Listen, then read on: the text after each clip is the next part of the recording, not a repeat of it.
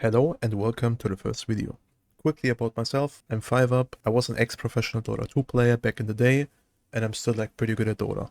But I found the love of my life with Deadlock, and I'm actually spamming it quite a lot, and I'm enjoying it purely. That's the reason why I'm gonna start like doing content about it, and I'm gonna try to teach you guys some Deadlock, and maybe you will get better at it. So if you start the game, you're gonna see this right there. I do not want you to instantly go to play. And the reason behind it is basically you will be forced to play random heroes. Because if you click on Deadlock and play, you're gonna see you need to choose 3 heroes. Otherwise you cannot queue up.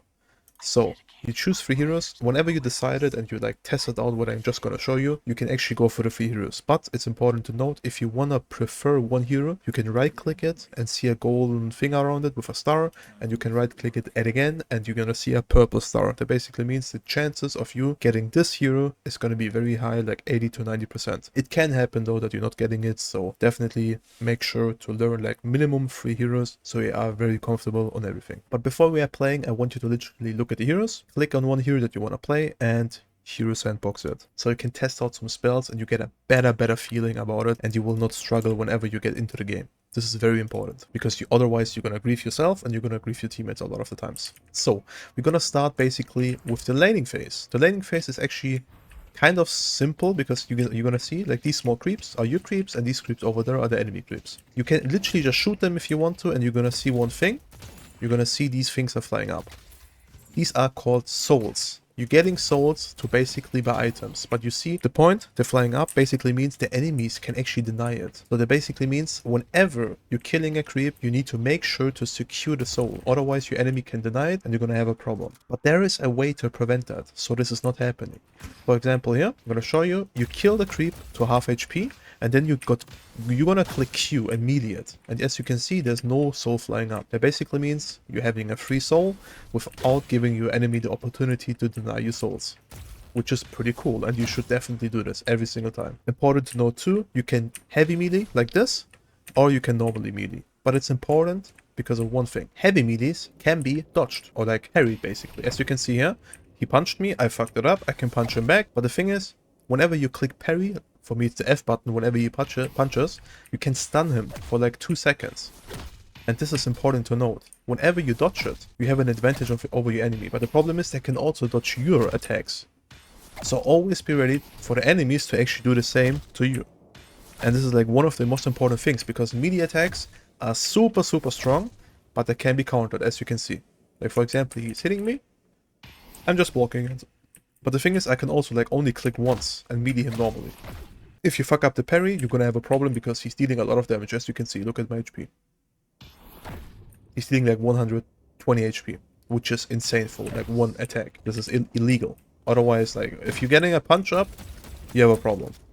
And if they're getting a punch on you, you might have a problem either as well. So definitely remember to parry there. And never give them a chance to actually punch you like this. Alright, another tip I want to give you is basically these golden things and these chests over there. I want you to always kill them when you see them on the map, because of one reason. They can drop off loot, they give you souls so you can buy more items, but they can also drop some buffs. As you can see, max HP. There can be max HP, there can be like cooldown reduction, there can be like so many things, as you can see here. And it's important to note, the souls are like basically your money, but these buffs are permanently, as you can see here, 4% ammo. And if you look at my ammo right now, I got, instead of 18 bullets, I have 19 bullets now. And this is for the entire game. Same with the HP, with the cooldown reduction, with everything. Everything is permanent. So, I gave you a basic understanding of the laning phase, especially with the melee hits on the creeps. This is like one of the most important things. So now we're gonna talk about some spells. For example, I'm playing Dynamo right now. He's like basically, if you play Dota, Enigma. And Enigma has like a black hole, he has some escape, he has a heal, everything. I want you just to test out the spells, what they do. For example, my Q on my first spell does this, my second spell is an escape, my first spell was the heal, and my ulti is the black hole. And I want you to just try out these spells so you can see what they're doing. And if you're struggling to understand them after you use them, just click here, like alt click, and you read the spell. So you get an understanding how much damage they deal, what is the range, what is like the purpose, and you're gonna see if you level it up on level 2, you're gonna get, whenever you hit an enemy, the fire rate and movement is slowed by 40% for 4 seconds. But if you put another point into it, you basically Dynamo deals 30% more weapon damage to the enemies for 8 seconds. And you can level it up all the way. And this is on every single spell. Whenever you level them up, you basically get a bonus on the spells most of the time, which is very impressive. And on the bottom left, you're gonna see the souls.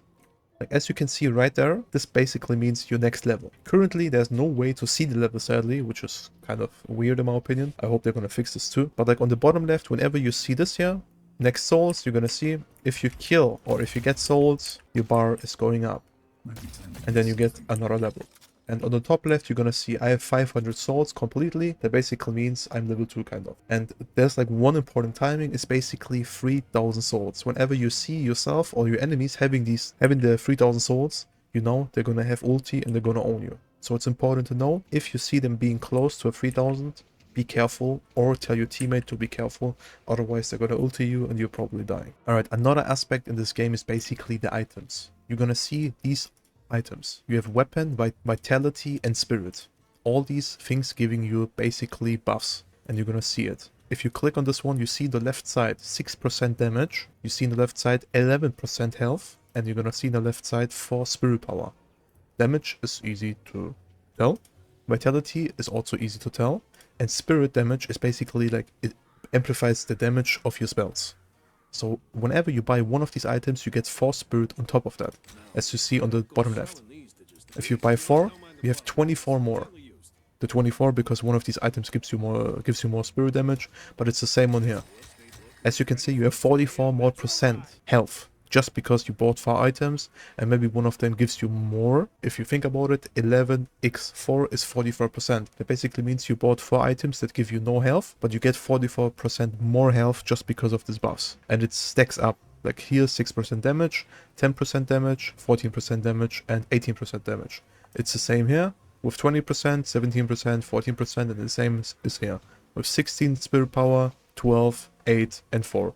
So you need to make sure to buy the correct items. In order to do that, I want you to click on the top right side, browse builds, you click on public, then you either choose one of these top builds for this hero, or you type on the search bar 5-up Dota, and you're gonna see my private build that I'm using currently every single game, which works perfectly fine for me. It's a high mobility and big team fight like build, and it has good items for the laning stage as well. So if you like my builds, feel free to support me. For now, I'm only having a build for Dynamo, but I'm gonna definitely add up builds for every single hero in the game, the more I'm playing and the more experience I'm getting with them. And I wish you good luck in your pubs with your items. And now we are going into gameplay and map explanation. Alright, now I'm gonna explain you the map a little bit. The map is split in 4 lanes, on your side and on the enemy side. Each lane has basically a shop right next to your tower. The first stop you're gonna see is the tower. The towers are like very strong, and you need to kill them at some point to win the lane. After you won your lane, basically, you're just going for the tower, you're pushing it, and after you kill the tower, you're getting a lot of souls for your teammates and for yourself as well. After the towers, it's important to note, after you kill the tower, your shop or the enemy shop is getting closed, that is next to your lane. I'm gonna mark you on the minimap where the shops are of your own team, and then I'm gonna mark you as well which kind of shops are getting closed. After you kill the first tower, there's gonna be a walker. The walker is very, very scary, and they are very strong early on. So either you need your entire team, or you just need to be alone on this lane so you can push the walker. Otherwise, the walker is gonna defend, or the enemies are killing you because the walker is helping them, because they're dealing, as I said, they're dealing a lot of damage, and they're gonna punish you for that. On the minimap as well, it's like basically a teleport. I'm gonna mark you all the spots where a teleport is currently, that I know at least, because not everybody is using them currently, because it's very, very hard to use them very effectively.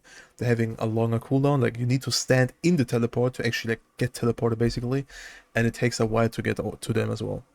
Another point on the minimap is basically the urn. The urn is like one of the best things in the game because of one reason. Whenever you get the urn, you're getting a lot of souls for your teammates. You're getting 25% more souls from killing anything for like a short time. And you're getting a skill point for your entire team, which is insane. Like just a free skill point for everybody in the team. That is the biggest benefit you can get in the game. And how to make the urn is basically you pick up the urn and you run to the other spot of the map. That basically means on A, the urn spawns, and on B you need to drop the urn off, and you need to kill the souls. Otherwise the enemy can even deny it. But the problem is, when you're holding the urn, you have no possibility to use any spells, any weapons, or any items. So you're basically just a creep running around. The only upside you can do is basically you get movement speed with the urn, and you can punch people. But you do not want to punch. You basically, if you want to fight, you want to drop down the urn with like your dropping down button, and then you want to fight again. So after you killed the walker and you like trying to finish the game, there's gonna be 2 towers again on each lane, and after that you need to kill the shrines. The shrines are basically protecting the enemy fountain, and your goal to win this game is basically you want to kill the enemy fountain and destroy it, and you won the game. You need to kill the shrines, 2 of them, otherwise it doesn't work, and then you can start hitting the fountain. But it's important to note, whenever you start hitting the fountain and you killed him once, he's gonna respawn in the middle and in front of the enemy base, as a bubble basically, and you need to stand down in this area there to hit it, otherwise you cannot hit it and deal any damage. And the scariest part is, your enemies are literally spawning right next to you when they respawn. That means if they have the possibility to fight you, they will instantly be there. There's no downside, and they will instantly just run at you and fuck you over. So it's important to note, if you're trying to finish and kill the fountain, make sure either the enemies are dead or you have enough damage to finish the game fast enough. So yeah, I thank you for watching, and I really hope these explanations will help you a little bit in Deadlock. If you have any questions, feel free to ask me in the comments. And for the next video, you can definitely send me your recommendations. I'm gonna start doing videos on every weekend, so make sure to stay tuned and hit the subscribe button. Thanks for watching, ladies and gentlemen. Bye bye and peace.